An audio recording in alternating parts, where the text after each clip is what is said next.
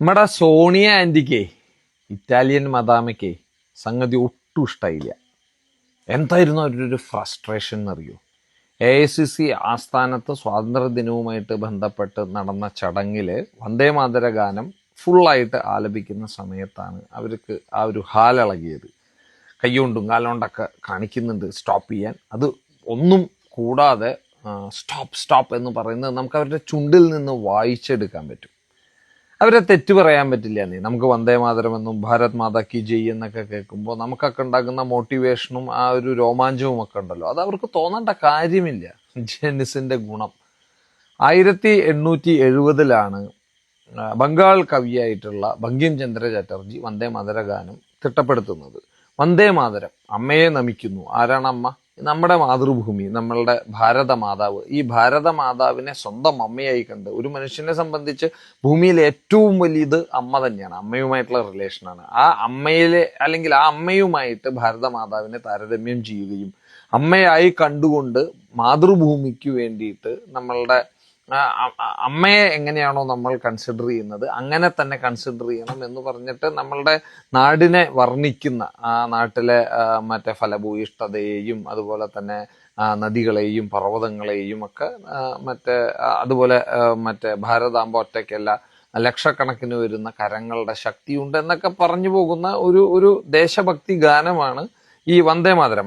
6 ഖണ്ഡികകളിലായിട്ടാണ് ഇത് ഒരുക്കിയിട്ടുള്ളത്. അദ്ദേഹത്തിന്റെ തന്നെ 1982 പുറത്തു വന്ന ആനന്ദവനം എന്ന് പറയുന്ന നോവലിലാണ് ഇത് ആദ്യമായിട്ട് അച്ചടിച്ചു വരുന്നത്. അതിനുശേഷം ഇന്ത്യയുടെ സ്വാതന്ത്ര്യ സമര ചരിത്രത്തിൽ വലിയ പങ്ക് വഹിച്ചിട്ടുള്ള ഒരു ഗാനമായിട്ട് വന്ദേ മാതരം മാറി എന്നുള്ളതാണ് സത്യം. സ്വാതന്ത്ര്യ സമര സേനാനികളും യുവാക്കളും കുട്ടികളും അടങ്ങുന്ന എല്ലാവരും ഈ ഗാനം ഏറ്റെടുത്തു. വന്ദേ മാതരം എന്ന് പറയുമ്പോൾ ആ കിട്ടുന്ന വൈബ് ഉണ്ടല്ലോ, നമ്മളുടെ സോഷ്യൽ മീഡിയ ഭാഷയിൽ പറഞ്ഞാൽ ആ കിട്ടുന്ന വൈബ്, അത് മുഖേനയായിരിക്കണം ആ ഗാനം അന്ന് കാലത്ത് വൈറലായി എല്ലായിടത്തും വ്യാപിച്ചു. വലിയ രീതിയിൽ ആളുകൾ വന്ദേ മാതരം വിളിച്ചുകൊണ്ട് സ്വാതന്ത്ര്യ സമരത്തിലേക്ക് ഇറങ്ങി വരുന്ന കാഴ്ച നമ്മൾ കണ്ടു. 1905 ബംഗാൾ വിഭജന കാലത്ത് ബംഗാളിലെ മുഖ്യ സ്ലോഗൻ തന്നെ ഈ വന്ദേ മാതരം എന്നുള്ളതായിരുന്നു. അത് ഇപ്പോഴും നമുക്കത് പറയുമ്പോൾ വന്ദേ മാതരം എന്ന് പറയുമ്പോൾ നമുക്ക് ആ കിട്ടുന്ന ഒരു എനർജി ഉണ്ടല്ലോ, അതൊരു ഡിഫറെന്റ് ഫീലാണ്. അപ്പോൾ അങ്ങനെ രാജ്യമൊട്ടാകെ വന്ദേ മാതരം അലയടിച്ചു. അതിന്റെ ഫലമായിട്ട് ബ്രിട്ടീഷുകാർക്ക് വന്ദേ മാതരം ആലപിക്കുന്നത്, പബ്ലിക്കായിട്ട് ആലപിക്കുന്നതും ഏറ്റുപാടുന്നതുമൊക്കെ വിലക്കേണ്ടി വന്നു എന്നുള്ളതാണ് ചരിത്രം പറയുന്നത്. അത്രയും അധികം പോപ്പുലറായി വൈറലായി ഈ വന്ദേ മാതര ഗാനം മാറി. പിന്നീട് 1937 കോൺഗ്രസ് ഒഫീഷ്യലി വന്ദേ മാതരത്തിന്റെ അവസാനത്തെ 1-2 ഖണ്ഡിക പാടണ്ട എന്നുള്ള തീരുമാനമെടുത്തത്. അതിന് അവർ പറയുന്ന റീസൺ എന്ന് പറയുന്നത് അവസാനത്തെ 1-2 ഖണ്ഡികയില് ഹിന്ദു ദേവതാ സങ്കല്പമായിട്ടുള്ള ദുർഗ, ലക്ഷ്മി എന്നീ വാക്കുകളൊക്കെ ഉപയോഗിച്ചിട്ടുണ്ട് എന്നുള്ളതാണ്. നോക്കൂ, ഈ ഗാനം മൊത്തത്തിൽ വന്ദേ മാതരം എന്നുള്ളതാണ്. മാതൃഭൂമിയെ, ഇന്ത്യയെ, നമ്മുടെ ഭാരതാംബയെ അമ്മയായി കണ്ടുകൊണ്ട് അതിനെ പ്രകീർത്തിച്ചുകൊണ്ട് അതിൻ്റെ സമ്പൽ സമൃദ്ധിക്ക് വേണ്ടിയിട്ടും ഐശ്വര്യത്തിനും വേണ്ടിയിട്ടൊക്കെ ഉള്ള കാര്യങ്ങളാണ് ഇതിനകത്ത് പറഞ്ഞുകൊണ്ടിരിക്കുന്നത്. വീണ്ടും പറയുന്നത് ഈ ദുർഗാ സങ്കല്പവുമായിട്ടും അതുപോലെ താമരപ്പൂവിലിരിക്കുന്ന കമലം എന്ന് പറയുന്ന താമരപ്പൂവിലിരിക്കുന്ന ലക്ഷ്മിയായിട്ടും ഐശ്വര്യമായിട്ടും അതുപോലെ തന്നെ വിദ്യാഭ്യാസത്തിന്റെ അറിവിന്റെയൊക്കെ ദേവിയായിട്ടുള്ള സരസ്വതിക്കായിട്ട് പറയുന്നുണ്ട്. ഞാൻ പറഞ്ഞു വരുന്നത് ഇതെല്ലാം പറയുന്നത് ഭാരത മാതാവിനെ സംബന്ധിച്ചിട്ടാണ്. നോക്കൂ, ഹിന്ദു ദേവതാ സങ്കല്പത്തിൽ ഏറ്റവും പ്രഥമഗണനീയമായിട്ട് നിൽക്കുന്ന 3 ദേവീ സങ്കല്പമാണ് ദുർഗ. അത് ഫൈറ്റിന്റെ അല്ലെങ്കിൽ യുദ്ധത്തിന്റെയൊക്കെ ഒരു മൂർത്തിയായിട്ട് നമ്മൾ കാണുമ്പോൾ ലക്ഷ്മി എന്ന് പറയുന്നത് ഐശ്വര്യത്തിന്റെ മൂർത്തിയായിട്ടാണ് നമ്മൾ കാണുന്നത്. സരസ്വതിയെ നമ്മൾ വിദ്യാഭ്യാസത്തിന്റെയും അറിവിന്റെയും ജ്ഞാനത്തിന്റെയും ദേവതാ സങ്കല്പമായിട്ടാണ് കാണുന്നത്. ഇതെല്ലാം ഇന്ത്യയാണ് എന്നാണ് പറയുന്നത്. ഇതെല്ലാം ഭാരതമാതാവാണെന്നാണ് പറയുന്നത്. അപ്പൊ അത്ര കണ്ട് നമ്മളുടെ ദേവതാ സങ്കല്പങ്ങളെ പോലും അത് ഈ രാജ്യമായിട്ട് കാണണം എന്ന് പറഞ്ഞുകൊണ്ട് ഈ രാജ്യത്തെ ഭാരതാംബയെ ഈ 3 രൂപത്തിലും നമ്മൾ കാണണം, അല്ലെങ്കിൽ അതാണ് ഈ ഭാരതാംബ എന്ന് പറയുന്നതാണ് ഈ ഗീതം. ഇത് കേൾക്കുമ്പോൾ എന്തിനാണ് ഈ മതേതരത്വക്കാർക്ക് മുഴുവൻ കുരുപൊട്ടുന്നത് എന്ന് എനിക്ക് മനസ്സിലാവുന്നില്ല. അപ്പോൾ ഞാൻ ചോദിക്കുന്നത് ഈ യഥാർത്ഥ മതേതരവാദികൾക്ക് എന്താണ് തോന്നേണ്ടത്? നോക്കൂ, ഒരു ഹിന്ദു ദേവതാ സങ്കല്പത്തിൽപ്പെട്ട ഏറ്റവും പ്രഥമഗണനീയമായിട്ടുള്ള 3 ദേവതകളായിട്ട് ഈ രാജ്യത്തെ കാണണം എന്നാണ് പറയുന്നത്. ഈ രാജ്യത്തെ ഭാരതാംബയെ കാണണം എന്നാണ് പറയുന്നത്. അപ്പൊ അത് എത്ര വലിയ കോൺസെപ്റ്റാണ്. ആ അത്രയും വലിയ കോൺസെപ്റ്റായിട്ടുള്ള അത് ഉള്ളടക്കമായിട്ടുള്ള ഈ ഒരു ഗാനത്തെ, അല്ലെങ്കിൽ അത് പറഞ്ഞു വെക്കുന്ന ഈ ഒരു ഗാനത്തെ എന്തിനാണ് നമ്മൾ മതേതരമല്ല എന്ന് പറഞ്ഞ് മാറ്റി നിർത്തേണ്ടത്? ദൈവത്തിന്റെ മുകളിലാണ് രാജ്യം എന്നാണ് പറയുന്നത്, അല്ലെങ്കിൽ ദൈവത്തിന് തുല്യമാണ് രാജ്യം എന്നാണ് പറയുന്നത്.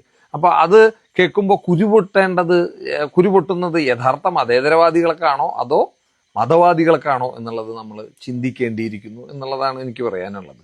അപ്പോൾ എന്തായാലും പിന്നീട് 1950 ഇത് മറ്റേ ദേശീയ ഗീതമായിട്ട് അംഗീകരിക്കപ്പെട്ടു. പക്ഷെ ദേശീയ ഗാനത്തിന് കിട്ടുന്ന പ്രിവിലേജ് ഒന്നുമില്ല, ദേശീയ ഗീതം എന്നുള്ള രീതിയിൽ പറഞ്ഞു. സംഘികൾ അത് ഏറ്റുപാടി. റൈറ്റ് ഫ്രം ദ എന്താ പറയുക, from the first day of India സംഘികൾ വന്ദേമാതരം ആലപിച്ചുകൊണ്ടിരിക്കുന്നുണ്ട്, ഭാരതാംബയ്ക്ക് ജയ് വിളിക്കുന്നുണ്ട്. കോൺഗ്രസ്സുകാർക്ക് എന്തുകൊണ്ടോ അവരുടെ ബുദ്ധിമുട്ടുണ്ട് വെട്ടിച്ചുരുക്കി സെൻസറൊക്കെ ചെയ്തിട്ട് വന്ദേമാതരം ആലപിക്കേണ്ടി വന്നു എന്നുള്ളതാണ് അവരുടെ ദുരവസ്ഥ.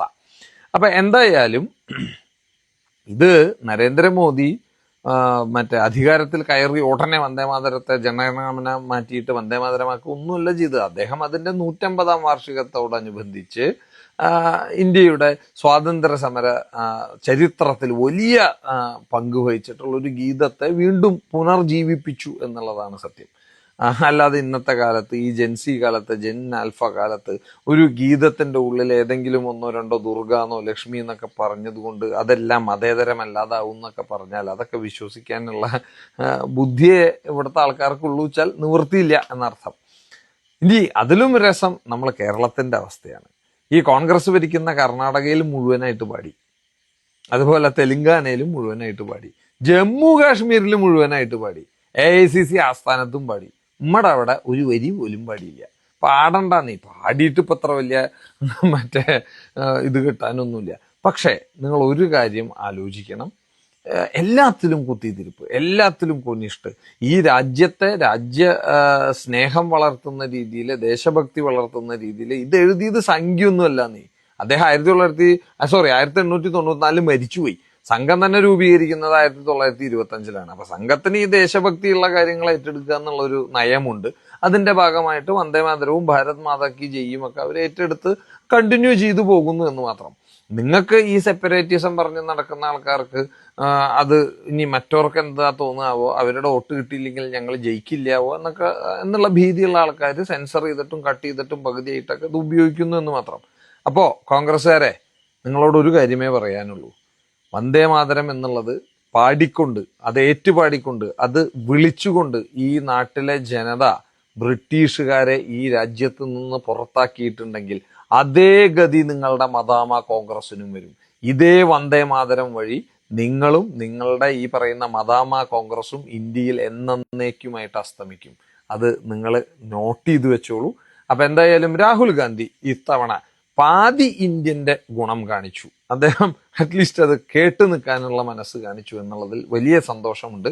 അപ്പോ സോണിയാഗാന്ധിക്ക് ഇതൊക്കെ കാണിക്കാം. കാര്യം ഇവിടത്തെ അല്ലല്ലോ ഓടുന്ന രക്തം, ചോര.